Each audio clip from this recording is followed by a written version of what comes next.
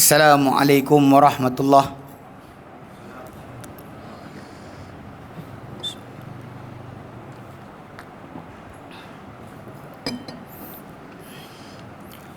Bismillahirrahmanirrahim. Alhamdulillahi rabbil alamin. Nahmaduhu wa nasta'inuhu wa nastaghfiruh. Wa na'udzu billahi min syururi anfusina wa min sayyiati a'malina. Man yahdihillahu fala mudilla lah wa man yudlilhu fala hadiya lah. Asyhadu an la ilaha illallah wahdahu la syarika lah wa asyhadu anna Muhammadan abduhu wa rasuluh. Allahumma salli ala Muhammad wa ala ali Muhammad kama sallaita ala Ibrahim wa ala ali Ibrahim innaka Hamidum Majid. Allahumma barik ala Muhammad wa ala ali Muhammad kama barakta ala Ibrahim wa ala ali Ibrahim innaka Hamidum Majid. Rabbi syrah li sadri wa yassir li amri wahlul 'uqdatam min lisani yafqahu qawli, amma ba'd. Alhamdulillah, kita bersyukur kepada Allah Subhanahu wa taala dapat kita berkumpul pada malam ini, InsyaAllah untuk memulakan tajuk kita yang baru, iaitu kitab Al-I'tisam. Saya tak dapat lagi nak bagikan terjemahan. InsyaAllah saya akan bagi pada menjelang kelas yang berikutnya. Kita akan bagi ikut bab-bab yang kita belajar lah. Pada malam ni kita akan mulakan dengan takrif atau pengenalan tentang pengarang buku serta kepentingan buku yang kita nak belajar. Okey, dan sebab kita sebelum ni kita ambil tu kan tajuk berkenaan dengan apa, Tatabu'ur Rukhas, kemudian kita ambil tentang Manhajut Talaqi Istidlal, dan juga yang terakhir kita ambil adalah Ittiba'un Nabi fi Daw'il Wahyain. Tiga tu adalah yang saya dah terjemahkan. Jadi ini tak terjemah lagi, cuma ada jual terjemahan dia, tapi agak mahal jugalah. Jadi insyaAllah kita ambil faedah. Lepas kita jumpa sebulan sekali, saya akan cuba insyaAllah untuk siapkan ikut pada bab yang apa kita belajar insyaAllah. Okay. Dan buku ni saya kira penting, sebab nanti kita akan terangkanlah. Dia adalah di antara buku yang dikarang oleh Imam Asy-Syatibi. Okay, Imam Asy-Syatibi dia kadang-kadang ada orang akan terkeliru di antara Imam Syatibi qiraat Al-Quran yang mati 590 Hijrah dengan Imam Syatibi yang dikira sebagai ahli usul fiqh daripada tinggal di Andalus, di Andalusia. Dia mati 790 Hijrah. Jadi dia dua beza. Syatib ni nama tempat yang dekat Spanyol, yang dia punya tempat tu dekat Valencia, dekat dan Spanyol jugalah, satu daerah Spanyol. Bagi Syatibah ni nama tempat di sana. Dan dia sendiri, beliau ni lahir di Granada ataupun Granada, Spanyol. Ni kira ulama-ulama Spanyol di belah barat zaman dunia Islam, di belah kawasan Spanyol tu penuh dengan kajian ilmiah dan sebagainya, hebat dengan pengkajian. Dan Imam Asy-Syatibi ini adalah di antara yang kita panggil terkenal di sana. Beliau terkenal dengan dua kitab sebenarnya. Banyak benda beliau karang. Beliau ni dikatakan sebagai ahli usul, ahli bahasa, ahli fiqh. Tapi yang terkenal dia dengan dua karangan. Karangan yang sangat terkenal adalah kitab Muwafaqat. Al-Muwafaqat ni kitab yang menyerangkan tentang maqasid syariah. Kalau kita belajar dalam belajar tentang usul fiqh, kita belajar tentang maqasid syariah, buku itulah yang mesti dipelajari oleh seorang pelajar bagi mengetahui akan usul-usul ataupun tujuan-tujuan pensyariatan dalam Islam, hikmah pensyariatan. Jadi kitab beliau ni adalah unik, tak ada orang lain yang karang seperti itu. Dan kitab kedua beliau yang terakhir sebelum beliau mati adalah kitab yang kita nak belajar ni, iaitu kitab Al-I'tisam. Al-I'tisam dengan maksud i'tisam telah berpegang, pegangan yang kukuh. Itu maksud asal nama kitab ni. Yang beliau karang buku ni selepas daripada kitab I'tisam, kitab Al-Muwafaqat, Ini berdasarkan kepada dalam kitab Al-I'tisam ni akan banyak kata, dalam kitab Muwafaqat aku kata sekian-sekian. So kita faham bahawa karangan kitab ini sebenarnya selepas kitab tersebut. Okey. Ada beberapa orang lah letakkan tentang kepentingan kitab ni, diberikan gambaran. Okey, diberikan gambaran berkenaan dengan kenapa kitab ni kita kena belajar. Sebab dia ada perbezaan. Okey. Jadi kalau kita, mungkin saya ambil sikit mukadimah yang telah dinyatakan oleh Syekh anak murid Syekh Albani rahimahullah, Syekh Masyhur Hasan Salman Ali Salman, yang mana dia telah buat satu mukadimah khas berkenaan buku ni.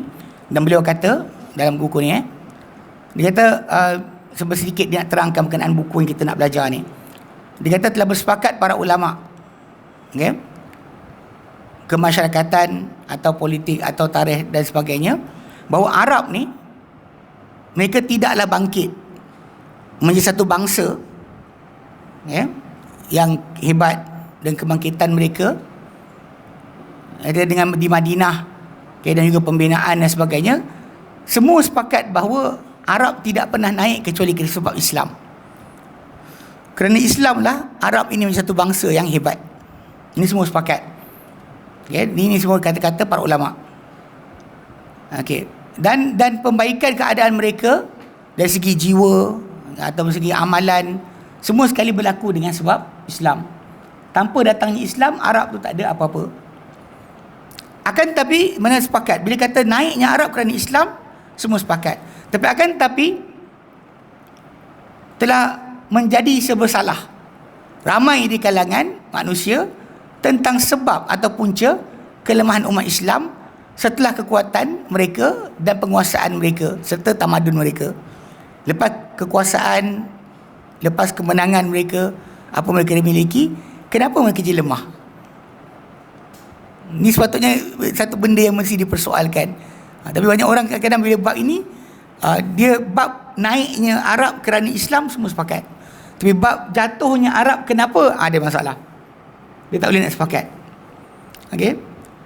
Jadi telah mengembalikan atau menisbahkan sebahagian mereka semua itu kepada agama mereka sendiri. Ada orang kata jatuhnya umat Islam sebab agama mereka pegang. Okey. Dan barang siapa bercakap pada perkara itu, okey, dan siapa pula yang bercakap mengenai tajuk kenapa jatuhnya Arab ni di atas kejelasan dan keterangan, mereka akan membuktikan bahawa sebenarnya agama yang merupakan sebab bagi pembaikan dan keelokan umat Islam ni atau manusia ni, tak mungkin dia menjadi sebab untuk kerosakan dan juga kepincangan. Siapa yang faham betul Arab naik kerana Islam, dia takkan boleh jadi Islam juga sebab dia jatuh. Mustahil, dia kata. Kerana kejatuhan tu jatuh tu satu, sama, benda yang sama. Kita tidak akan dan takkan muncul daripadanya bermacam-macam benda lain. Mereka dia kata punca dia jatuh kerana agamalah. Tapi kalau dia kata dia mula naik kerana apa? Agama.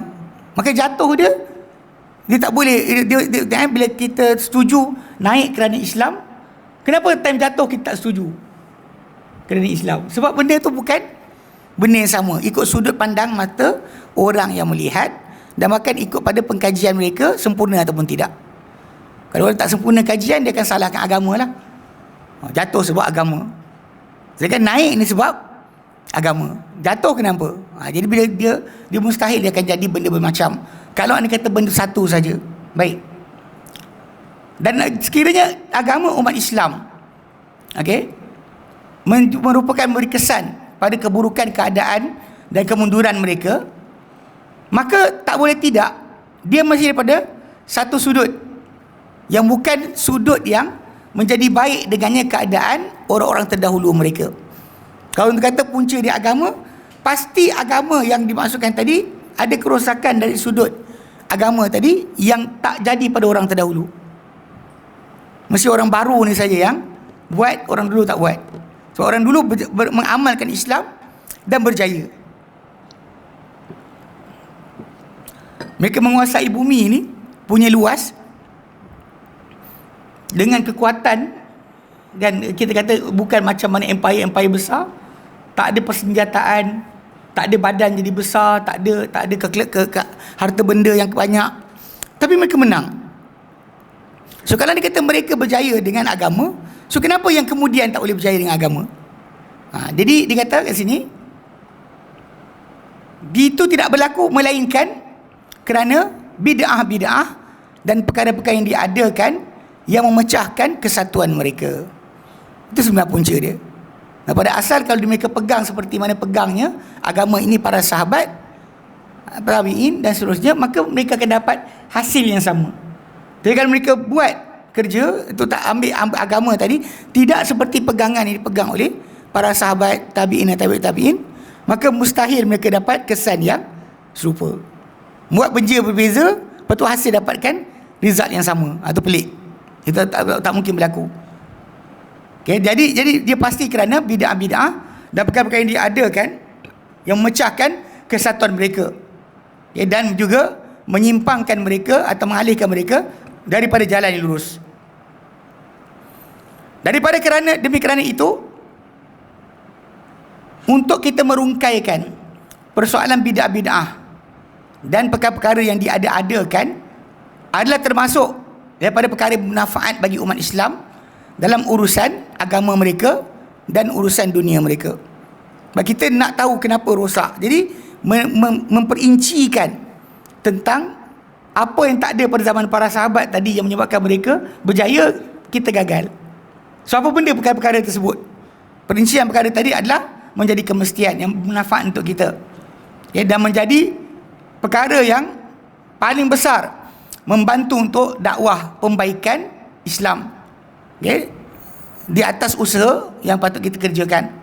Patut kita usaha dengan perkara ini. Tapi masalahnya dia kata kat sini, para ulama telah banyak menulis, para ulama telah banyak menulis mengenai bid'ah-bid'ah, dan yang paling banyak menulis, dia kata mereka tulis adalah pada menggerunkan atau menjauhkan terhadap bid'ah serta menjawab balik terhadap ahli-ahli bid'ah. Akan tetapi, okay, perbezaan yang kita panggil kumpulan-kumpulan yang menolak, setiap kumpulan akan menolak. Setiap kali kita terangkan ini adalah benda yang tak patut dibuat daripada agama. Sebab agama ni, kita apa yang baik dengannya para sahabat, kita juga akan baik dengan cara yang sama. So sekarang ni apakah benda yang merosakkan perkara ini?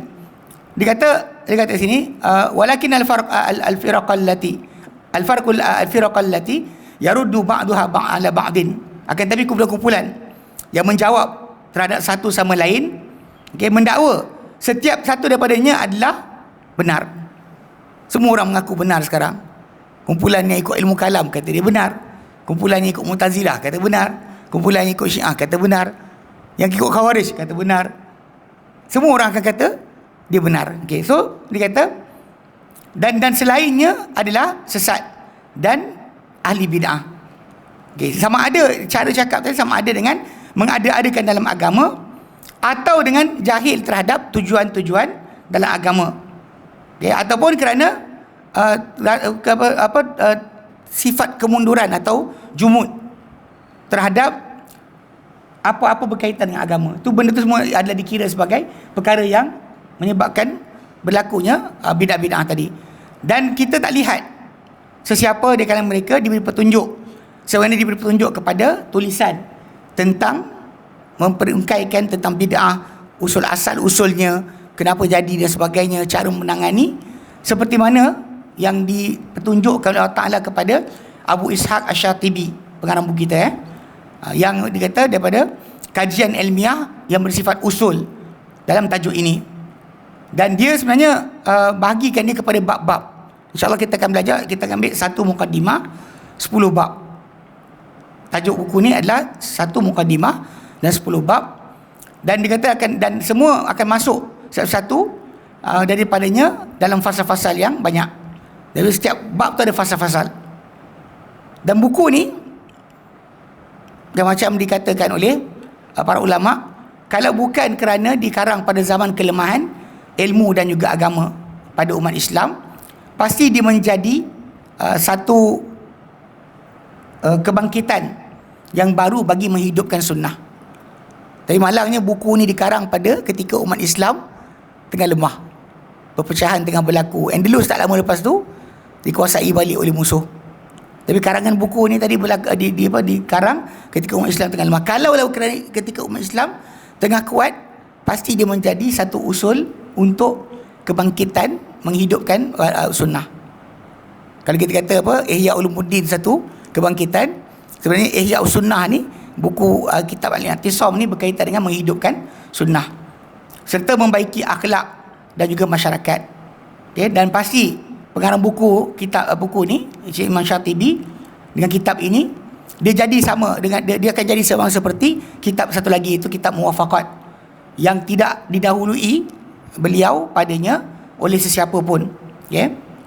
Dan di antara perkara yang besar dalam membarui menjadi pembaharuan dalam agama, kita tahu bahawa dalam kitab dan tajuk ni Mujaddid. Islam kita memang Nabi sebutkan pada awal setiap kurun akan ada orang yang reformis, yang membarui bagi agama ini urusannya. Jadi para ulama ada menghitung berkenaan dengan dikata 100 tahun pertama adalah Umar Abdul Aziz. Dia mati dalam 100 lebih Hijrah. Ketika tu dia membarui dalam masalah pengurusan dan pentadbiran. Imam Syafi'i rahimahullah mati pada awal 204, dia pembaharu pada perkara berkenaan. Imam At-Tabari adalah pembaharu pada masalah tafsir. So kita lihat memang setiap 100 tahun. Tapi ada para ulama kata juga bahawa benda berkenaan bukan khusus untuk seorang, bahkan boleh berlaku untuk ramai. Macam Imam Bukhari dalam masalah reform semula tentang penghafalan hadis. Semua zaman tu ada orang. Dan kalau tidak kerana zaman Imam Syatibi karang, umat Islam tengah lemah, niscaya buku dia ni boleh mengangkat dia sebagai salah seorang mujaddid bagi agama Islam. Tapi kerana baru sampai pada kita buku ni selepas daripada kacau bilau berlaku dan sebagainya, maka tak dapat dipelajari dengan betul buku beliau ni. Okay?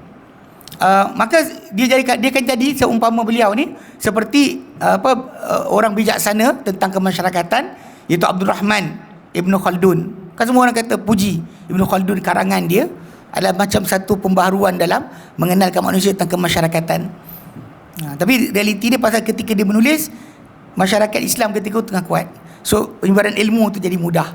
Adapun pada zaman Imam Syatibi, ketika tu Andalus dah mula lemah, maka tak dapat penyebaran ilmu ni dengan betul. Okey, setiap daripada kedua-duanya datang macam kitab Muwafaqat Imam Syatibi dan kitab I'tisam ni tak mendahului beliau pada karangan ini, dan juga tak mendapat manfaat umat ini seperti mana yang wajib daripada ilmunya. Sebenarnya banyak benda yang patut dipelajari tapi sayangnya tak diketahui. Okey. Jadi penamaan kitab ini, kitab Al-I'tisam ni dengan nama I'tisam, dia isyarat kepada ikatan terhadap tajuk kitab ini sendiri, iaitu dengan tujuan untuk pembaikan masyarakat. Kenapa tajuk dia berpegang dengan teguh, iaitu kepada tajuk sunnah sebenarnya. Kenapa dia letakkan nama I'tisam? Sebab dia nak ajak orang ramai untuk kembali kepada menghidupkan sunnah, mematikan bid'ah. Okey. Yang dikata zahir dengannya pengarang buku itu pada kurun ke-8 Hijrah. Yang ketika itu desakan atau punca dia mengarang buku ni, dia melihat bahawa bid'ah-bid'ah yang memecahkan umat Islam dan menjadikan agama mereka ni berpuak-puak, lalu mereka tinggalkan apa yang diberikan kepada mereka oleh Allah ke belakang diri mereka, macam ahli kitab tinggalkan ajaran Taurat, umat Islam pun tinggalkan ajaran Al-Quran, tidak lagi kembali kepada Al-Quran dan Sunnah sebagai rujukan untuk diri mereka, dan mereka mendekat kepada apa yang dibuat oleh hawa nafsu mereka. Maka dengan sebab itu kitab I'tisam ni adalah kitab dakwah pembaikan, dakwah islahiyah. Okey, yang mana dia punya paksi dia ataupun asas dia adalah mengembalikan umat Islam kepada kitab Allah dan sunnah Rasulnya sallallahu alaihi wasallam, serta meninggalkan apa selain dari Quran Sunnah. Dan apa-apa yang selain dari Quran Sunnah tu adalah rekaan dan juga sumbernya adalah hanya hawa nafsu sahaja. Okey. Dan nyata dia kata bahawa Imam Asy-Syatibi ni di karang kitab dia sesudah kitab Muwafaqat, kerana banyak kali dia akan mengisyaratkan kembali kepada kitab Muwafaqat. Nak tahu lebih, buka kitab Muwafaqat. So menunjukkan bahawa dia karang kitab ni kitab terakhir beliau. Okey. Jadi kat situ menunjukkan bahawa ini kitab terakhir beliau. Dan kitab I'tisam ni dia dikarang pada 2 juzuk. Ada 2 juzuk. Memang ada cetakan pun, kalau abang kita tengok yang diorang jual dekat Shopee pun 2 jilid. 2 juzuk. Tapi harga mahal, tak apa, kita insya-Allah kita akan adakan terjemahan dia. Dan dia kata dia mengandungi 10 bab. Dia jadikan bab yang pertama daripada buku ni lepas mukadimah untuk mengenalkan tentang bid'ah, takrif bid'ah wa bayani ma'aniha, untuk terangkan bid'ah tu apa dan juga pengertian bid'ah. Sebenarnya buku ni kalau kita lihat kitab I'tisam ni, dia macam jawapan kepada kitab karangan atau membetulkan balik fahaman yang salah yang timbul bila Izzuddin bin Abdul Salam dan kitab Qawaid Kubra, dia kata bid'ah tu ada hasanah, ada sayyi'ah. Jadi buku ni macam nak membetulkan tentang fahaman tadi. Sebab zaman sekarang kita perhatikan banyak orang kan masih berkata dengan, ada ulama kata ada bid'ah hasanah, ada sayyi'ah. Ni bid'ah hasanah. So bid'ah hasanah ni apa benda? Jadi macam buku ni sebenarnya nak betulkan balik fahaman tersebut. So sebenarnya kadang-kadang yang disebut oleh Izzuddin bin Abdul Salam dalam tajuk bid'ah yang dia kata hasanah, ada dhalalah tu atau ada sayyi'ah, dia sebenarnya merujuk kepada perkara yang berkaitan dengan istihsan ataupun masalihul mursalah, benda yang bukan pun bid'ah sebenarnya, tapi dikatakan bid'ah kerana masalah bahasa. So, jadi buku ni, buku kita I'tisam kita belajar ni, dia macam jawapan kepada Izzuddin bin Abdul Salam dan juga Qarafi dan kitab Furuq yang ada menyebut tentang tajuk bid'ah hasanah dhalalah. Dan kita pada masyarakat Islam kita ni, dia ada masalah satu benda, bila ada ulama cakap je terus jadi satu hukum. Dia bukan kita menolak ulama tu secara direct. Setiap para ulama tadi mesti menyandarkan apa dia kata kepada dalil. Contoh simple macam kalau tuan-tuan perhatikan, 3-4 hari ni berlaku masalah tentang telekung perempuan pakai ketika solat. Ada dengar? Perempuan pakai telekung tapi tak pakai baju dekat dalam yang tutup aurat, maka daripada bawah nanti boleh nampak, maka batal solat. Solat tak sah. Kalau kita buka benda ni, sebenarnya hanya disebut dalam satu kitab je, kitab Bughyatul Mustarsyidin, antara karangan ulama-ulama daripada Hadramaut Yaman. Jadi sebutan benda tu berlaku sekali, orang terus ambil jadikan sebagai hukum. Sedangkan pada realitinya bila kita berhukum, kita mesti tanya apa dalil dia. Bila dia kata ini batal solat kot, solat tak sah, bila awak nak membatalkan solat orang, awak perlukan dalil yang jelas. Tak boleh hanya kerana assumption atau anggaran atau pendapat. Sebab tanpa dalil benda tu akan jadi hanya opinion yang dia kata batal, dia kata batal. So lawanlah. So orang ramai akan pilih. Saya kata batal, ada orang kata batal. Dia panggil apa, asal ada dalam kitab, dia panggil AADK. Ni bukan agensi anti dadah kebangsaan. Dia AADK, asal ada dalam kitab, asal ada dalam kitab. So bila dinukilkan macam tu tanpa pengulasan, so jadi kes lah. Sedangkan bila kita balik pada hadis Nabi SAW, sebagai contoh hadis Jabir bin Abdullah radhiyallahu anhu, ditanya kepada Nabi tentang dia solat dalam satu helai kain. Dia kata dalam satu helai kain je dia ada, nak solat macam mana? Nabi kata idza kana wasi'an, jika kain tu besar, faltahif bih, bergelubunglah engkau dengannya, jadikan macam selimut, tutup daripada atas bahu sampai ke bawah badan kalau kain tu besar. Wa idza kana dhayiqan, kalau kain tu kecil, fa'tazir bihi, maka pakailah izar dengannya, tutup pusat ke lutut. Tu tuan-tuan tahu tentang aurat pusat ke lutut tu. So Nabi kata dengan dia, kalau kain tu besar, balutlah badan kau dengannya, berkelubunglah dengan kain tersebut, tutup dari bahu. Tapi kalau kain tu kecil, tutup antara pusat ke lutut, atau bagi izar. Izar apa dia pakai oleh seorang, tutup antara pusat dan lutut dia. Soalan, kalau orang pakai kain macam tu, tutup pusat ke lutut, tengok bawah, nampak tak? Intai dari bawah, nampaklah.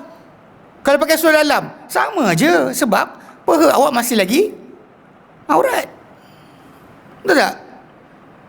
So bila balik pada dalil, awak tak jumpa masalah tadi. Kenapa nak kena intai kakak tu daripada bawah kelekung dia, sampai kita kata batal solat? Faham tak? Asal ada dalam kitab. Ni problem sebenar pada masyarakat. Kita bukan menolak bila kita kata macam kita perbahasan, bila saya sebut tadi kan, bahawa Imam Asy-Syatibi punya kitab ni macam menjawab kepada apa dikarang oleh Izzuddin bin Abdul Salam tentang memecahkan bid'ah itu kepada wajib, ada bid'ah sunat, ada bid'ah haram, ada bid'ah makruh, ada bid'ah mubah. Dia jadi macam tu. Macam bab makan, kadang-kadang jadi wajib, kadang-kadang jadi sunat. Dia pecah macam tu. Jadi bila pengelasan tersebut berlaku, banyak di kalangan masyarakat Islam kita, terutama yang suka membuat bid'ah, dia akan kata, tengok ulama kata ada bid'ah hasanah. Sedangkan Nabi sebut apa? Kullu bid'atin, Nabi kata kullu bid'atin dalalah. Nabi kata kullu bid'atin dalalah. Dalam tajuk agama jangan buatlah. So once kita kata boleh buat benda sekian, dan habislah. So apa yang tinggal pada agama tadi? Sering berlaku masalah. Jadi bila kita sebut ni, bukan kita mengkritik para ulama tadi dengan tanpa sebab, tapi ia adalah supaya mengajarkan pada kita umat Islam, bila kita belajar, kita tak boleh ambil macam saya cakap, tak nak kata Ustaz Adli kata semua betul, tak boleh. Sebab ini jadi kultus, tahu kultus yang kes JSB yang tuan-tuan yang minum air bulu tu kan, sebab kes ada orang kata, ulama katalah, Abu Ya kata takkan nak lawan. Takkan dia tak tahu, takkan dia ini wali kot, habis. So last sekali, agama tadi tidak lagi kembali kepada Quran dan Sunnah. Itu sudut asal. Lepas tu bila dia kata dia buat penjelasan, pertama bab yang pertama dia akan jelaskan bid'ah dan juga penjelasan pengertian-pengertiannya. Wasani yang kedua, khassasa li dhammiha. Dia khususkan bab kedua dengan pencelaan bid'ah. Wa tawdih athariha as-sayyiati, dan penjelasan kesan-kesan yang buruk, okey, pada manusia. Bila bid'ah tu dibuat, apa jadi pada manusia? Itu bab kedua. Kan dia jadikan bab yang ketiga, okay, penyempurnaan bagi bab yang kedua, tu celaan dan juga penjelasan kesan bid'ah pada masyarakat. Dan dalam bab keempat dia jelaskan jalan-jalan pendalilan golongan pelaku bid'ah pada apa dakwaannya daripada sahihnya bid'ah mereka. Kadang-kadang pelaku bid'ah ni dia akan gunakan dalil-dalil yang bukan ada kaitan. Contoh macam kita belajar ketika manhaj talaqi dahulu, kan kita antara cara mereka, dia akan gunakan hadis bukan pada tempatnya. Dalil tu datang tempat lain, dia pakai tempat lain. Contoh kita sebut itu adalah nak zikir menari. Dia bawa cerita Ja'far bin Abi Talib terlompat-lompat depan Nabi bila Nabi puji dia, anta minni wa ana minka. Engkau dari aku dari engkau. Mana engkau macam aku macam engkau. Pasal dia ada antara yang serupa-rupa dengan Nabi SAW, Ja'far bin Abi Talib, abang kepada Ali bin Abi Talib. Nabi kata anta minni wa ana minka. Dia gembira sangat, dia lompat. Walaupun riwayat ni dipersoalkan kesahihannya, kalau sahih sekalipun, ia bukan dalil untuk awak zikir lompat-lompat. Tajuk ni ini, bukan tajuk ini. Jadi awak kaitkan, kenapa? Sering berlaku juga bila orang bergendang dalam masjid, dia berzikir, berqasidah sebagainya kan, gendang. Dia kata Nabi pernah izinkan untuk orang-orang Habsyah bermain dalam masjid. Padahal permainan mereka itu pada hari raya, bukan malam Jumaat, bukan sempena Maulid. Pada hari raya dalam masjid dengan lembing dan perisai. Hatta Imam Bukhari letakkan bab al-harabu wad-daraku. Al-hirabu wad-darak. Bab lembing dan perisai dalam masjid. Ini pada hari raya yang Nabi izinkan mereka untuk bermain. Bukannya zikir, bukannya selawat. Tapi tengok, nampak tak macam cara ditarik? Itu dia kata kat sini kan. Dia kata insya-Allah apa tajuk yang keempat, bab keempat dia akan terangkan jalan-jalan pendalilan ahli bid'ah terhadap apa mereka dakwa ia merupakan kesahihan untuk bid'ah mereka. Macam saya tunjukkan ni lah, lain dibaca, lain digunakan. Okay. Kemudian ada pun pada bab yang kelima, dia khususkan untuk penjelasan perbezaan di antara bid'ah yang hakiki dan bid'ah idhafi. Bid'ah yang hakiki, yang bid'ah betul, dengan bid'ah idhafiyah, yang tambahan. Yang bukan bid'ah betul, tapi orang kata bid'ah. Kadang-kadang kata, janganlah naik kereta. Itu bukan bid'ah yang berkaitan dengan bid'ah hakiki yang dimaksudkan oleh Nabi SAW dengan sabda baginda, kullu bid'atin dhalalah. Kalau orang kata bukan kullu, saya kata setuju, bukan kullu. Tapi apa yang awak kecualikan? Kalau kata macam kullu tu kan semua, ustaz. Dalam bahasa kullu tu bukan semua. Saya kata ada hadis Nabi jelaskan apa maksud kullu tu kepada apa. Bila Nabi kata man ahdatha fi amrina hadha, benda memang ada kepada urusan kami ini, ma laisa minhu, apa bukan daripadanya, fahuwa rad, maka ia tertolak. Ataupun man amila amalan, benda buat satu amalan, laisa alaihi amruna, jadi padanya perintah kami, fahuwa rad, maka ia tertolak. Ini jadi penjelas bagi kullu bid'atin dhalalah tadi. Sebab ada perintah Nabi, maka dia termasuk. Tambah pada urusan agama tak boleh. Urusan bukan agama silakan. Atau Nabi pernah sebut pada para sahabat dalam hadis Musnad Ahmad, Nabi kata, apa-apa pada hal dunia maka terpulang pada kamu, apa-apa hal agama kembali kepada aku. Mana apa hal agama tu yang maksudkan dalam tajuk bid'ah. Kita kecualikan kullu tadi. Kalau nak kata kullu tu kan semua, saya kata apa awak kecualikan apa? Apa yang awak exemptkan daripada termasuk dalam masalah kullu tadi? Saya setuju ada pengecualian. Awak kecualikan apa? Pengecualian sebetulnya adalah bukan urusan agama. Iyalah, nak pakai aircon ke tak pakai aircon. Dia kata macam zaman Nabi mana ada aircon, pakai aircon bid'ah lah. Ini bukan maksud tajuk tu. Sebab Nabi kata man amila amalan laisa alai amruna. Apa perintah tadi? Fi amrina, pada urusan kami ini. Urusan apa? Agama. Akidahnya, ibadahnya, akhlaknya, itu maksud asal. Jangan masukkan benda yang bukan. Habis semua lampu tak boleh. Kalau you tak salah buat orang pakai lampu, pakailah pelita. Ini semua yang dimasukkan oleh, macam mana ada bid'ah yang hakiki berdasar pengertian hadis Nabi itu sendiri, dan juga bid'ah yang idhafi. Okey, idhafiyah. Dan beliau perincikan pula dalam bab ke-6 hukum-hukum bid'ah. Hukum-hukum bid'ah. Dan pada bab yang ke-7 beliau bincangkan mengenai bid'ah, di mana bagaimana dia bergeraknya ia dalam dua bahagian syariah yang berupa ibadah dan muamalah. Dan ibadah dan muamalah. Sebab tajuk asal dia memang benda ni lah yang akan datang, yang bergeraknya bid'ah tadi pada ibadah atau pada muamalah. Adapun pada akidah sebenarnya tak boleh wujud langsung daripada asal. Kalau kata kenapa tak bincang tentang bid'ah pada akidah? Sebab dalam akidah memang tak ada sebab perbahasan apa yang difahami oleh para sahabat Nabi sallallahu alaihi wasallam, apa yang diajar oleh mereka kepada tabi'in, tabi'in ajar kepada tabi'in, itulah akidah kita yang ada. Tak ada akidah lain. Waktu perbahasan nanti ada tajuk, mungkin kita masuk sikit, furuk akidah sebagainya, benda tu akan kena diperincikan. Tu apa maksud? Macam mana tadi ada orang tanya, dia kata furuk akidah tu apa benda furuk, apa usul. Saya kata kadang-kadang ada benda yang orang salah faham. Benda yang furuk yang dimaksudkan akidah tadi macam detail tentang bangunan dalam syurga. Nabi sebut ada kubah daripada mutiara. Nabi sebut ada bata daripada emas, bata daripada perak, rupa tanah syurga, pokok syurga. Detail macam tu ya kita panggil furuk. Pasal keseluruhan asal dia adalah syurga tu ada. Okey. Itu kita pegang dulu. Apa detail dalam tu, itu mungkin akan timbul furuk. Tapi macam masalah Allah Subhanahu Wa Taala, percaya Allah Taala sahaja Tuhan. Kemudian masalah sifat yang diterangkan kepada kita, kita boleh menafikan perkara tersebut. Tak ada ruang untuk kita melihat, atau hatta Nabi SAW pernah melihat syurga, ditunjuk pada baginda tentang syurga, tapi tak ditunjuk pada baginda tentang Allah Subhanahu Wa Taala.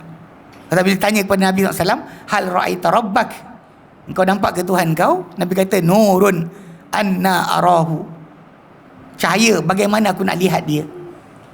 Cahaya. Mana Nabi kata dalam hadis yang lain, hijabuhu nur, hijab Allah adalah cahaya. So tak ada peluang untuk lihat. Adapun syurga, ya, malaikat dia Nabi lihat, Jibril atau rupanya asal. Bahkan 2 kali Nabi lihat Jibril atau rupanya asal. So basically pada sujud ini, dalam tajuk detail detail tu ya akan timbul masalah furuk. Ada masalah usul agama tak boleh timbul percanggahan. Dalam bab fiqh atau dalam bab ibadat, kalau ada kata dalil bertembung, boleh timbul masalah khilaf. Tapi soalan ni boleh tak tambah pada ibadat tadi. Itu yang kita dia akan bincangkan dalam masalah bahagian yang dalam bahagian yang ke-7. Okey. Kemudian bab yang ke-8 pula, dia bezakan di antara bid'ah dan ijtihad. Yang asalnya adalah masalih mursalah dan istihsan. Ini yang saya sebutkan tadi. Kat sini yang dia akan detailkan balik. Sebab benda yang dikatakan bid'ah oleh orang dalam agama, contoh macam kes penggabungan Al-Quran, penggabungan mushaf Quran satu mushaf, penulisan semula Al-Quran. Ini bukan masuk pada masalah bid'ah. Bahkan dia adalah masalihul mursalah. Dan macam demikian juga istihsan daripada perbuatan Uthman bin Affan radhiyallahu anhu, memerintahkan untuk azan Jumaat dibuat 2. Satu azan awal pagi sebelum masuknya waktu Jumaat. Satu lagi azan ketika imam naik mimbar. Dia 2 sebenarnya. Banyak orang salah faham bab azan ni. Azan Jumaat ni sebenarnya azan yang Uthman bin Affan radhiyallahu anhu buat. Bukannya Zuhur masuk di azan, imam diri di azan. Tak. Dia imam diri tu azan. Ada imam diri, Assalamualaikum warahmatullahi, imam duduk azan. Okay, ini azan Jumaat. Azan Zuhur tak ada. Yang ada azan Uthman buat awal dalam pukul 11 pagi, 11 pagi tu diazankan. Katakan Jumaat masuk pukul 12.30, macam di Mekah kan tuan-tuan tengok. Azan pertama tu ada dalam jarak sejam atau hampir sejam setengah daripada azan imam, daripada waktu Jumaat imam naik atas mimbar. Itu yang Uthman buat. Sebab bila ketika Madinah telah meluas, banyak orang jadi tak sedar. Zaman tu bukan ada kalender macam kita, ada jam tengok hari ni hari apa, tak ada. So orang tak sedar hari tu hari Jumaat. Jadi diazankan awal untuk ingatkan Jumaat. Macam diazankan awal untuk subuh. Sebelum subuh ada azan. Maka Uthman buat perkara tersebut. Dia suruh azan. Betul kadang-kadang dalam perkara ni jadi kes lah bila kita ditanya soalan, Ustaz, ada tak solat Qabliyah Jumaat? Saya tanya balik, Qabliyah Jumaat, azan Jumaat bila? Kalau orang tu tanya, okay, kita tanya balik soalan, bila azan Jumaat itu? Awak faham azan Jumaat tu bila? Azan Jumaat tu ketika azan Zuhur. Saya kata salah. So azan Jumaat yang asalnya adalah imam atas mimbar tu, Assalamualaikum warahmatullahi wabarakatuh, dia duduk. Azan itu azan Jumaat. Azan disebut dalam surah Al-Jumu'ah, ya ayyuhalladzina amanu, hei orang beriman, idza nudiya lis-salati min yaumil jumu'ati, bila dipanggil untuk solat pada Jumaat, fas'au ila dzikrillah, bersegeralah datang untuk mengingati Allah Taala, untuk solat, wa dzarul bai', tinggalkanlah jual beli. Sebab zaman Nabi mana ada 2 kali azan, 1 azan je. Dan azan tu hanya berlaku ketika imam bagi salam. So kalau awak nak Qabliyah Jumaat, awak nak solat bila? Itu azan Jumaat awak nak solat bila? Sebab bila imam dah naik atas mimbar, azan, lepas tu imam buat apa? Imam khutbah. So takkan awak nak azan, awak nak solat Qabliyah ketika itu? Oh imam, satu hari datang, pakcik ni, imam duduk bangun balik nak khutbah, tengok pakcik semua berdiri. Inilah Jumaat yang sebenar Qabliyah dia. Sebab yang sebelum tu bukan. Kalau sunnahnya para sahabat buat adalah masuk masjid, solat. Bila azan berkumandang, dia berhenti solat. Sebab nak tunggu untuk dengar khutbah. Dia solat berpanjangan sejak masuk masjid. Bukannya dia tunggu azan Zuhur kemudian dia bangun untuk solat. Itu je, simple je sebenarnya. Tapi perbuatan Uthman tadi dipanggil bid'ah ke? Pasal-pasal kita kena faham sudut dia. So kita kata, kalau kita kata kat sini kan, ini penjelasan yang sebenarnya tidak diberi, tidak difahami oleh ramai orang. Jadi bab yang ke-7 je, bab yang ke-8 akan dibincangkan perbezaan di antara bid'ah dan ijtihad. Yang sebenarnya ijtihad tadi asalnya adalah masalihul mursalah ataupun istihsan. So kita bincang situ. Kemudian dalam bab yang ke-9 kita akan bincangkan dikata dia dekat sini sebab-sebab yang menjadikan ahli bid'ah keluar daripada barisan umat. Apa sebab-sebab yang menyebabkan mereka terkeluar daripada barisan umat ini? Okey, kemudian pada yang ke-10 yang terakhir akan dijelaskan jalan sunnah yang lurus yang keluar daripadanya ahli bid'ah dan juga hawa nafsu dengan apa mereka adakan atau reka-reka dalam agama mereka yang merupakan adalah kesesatan. So itu 10 sebenarnya perkara yang insya-Allah akan dibincangkan selepas mukaddimah tentang apa yang cuba untuk diterangkan oleh Imam Asy-Syatibi berkenaan dengan bid'ah itu sendiri. Kadang-kadang kita sendiri pun pada masyarakat Islam kita ni yang start ikut sunnah pun ada juga benda yang khilaf dikatakan bid'ah, pun salah juga. Ada benda khilaf, memang khilaf betul lah, maka kita kata tak boleh kita kata bid'ah. Ada benda yang tak khilaf. Contoh macam khilaf, macam tangan kita di mana, ni khilaf di mana tangan kita duduk kan, atau tangan kita tinggi mana. Sebab dua-dua dalil itu ada, maka dia khilaf. Masa kita tasyahud, gari nak gerak ke tak gerak, ini khilaf. Jangan pula kata macam tak ikut sunnah orang sini, tak gerak jari. Itu sudut yang kena jaga. Sebab ni kita kata dari sudut ini memang buku Imam Syatibi ni boleh dikatakan antara apa yang dipanggil asal atau awal dalam untuk bentuk menjelaskan secara usul bagi perkara-perkara bid'ah ni sendiri. Dia bukannya datang semata-mata untuk macam kita kata tadi untuk sakat bandingkan apa bid'ah apa sunnah. Dia nak kita faham core atau intipati kenapa satu perkara itu bid'ah dan satu lain bukan bid'ah. Ataupun benda tadi macam mana boleh ahli bid'ah tadi menjadi pelaku bid'ah. Baik. So insya-Allah kita akan masuk pada mukaddimah.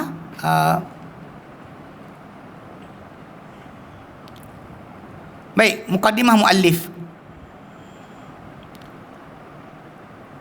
Alhamdulillahil mahmud ala kulli hal. Segala puji bagi Allah yang dia terpuji pada setiap keadaan. Alladzi bihamdihi yustaftahu kullu amrin dibalin. Yang dengan pujiannya dibukakan setiap urusan yang mempunyai cita-cita. Khaliqul khalqa lima syaa, menciptakan ciptaan dengan kerana apa yang dikehendaki.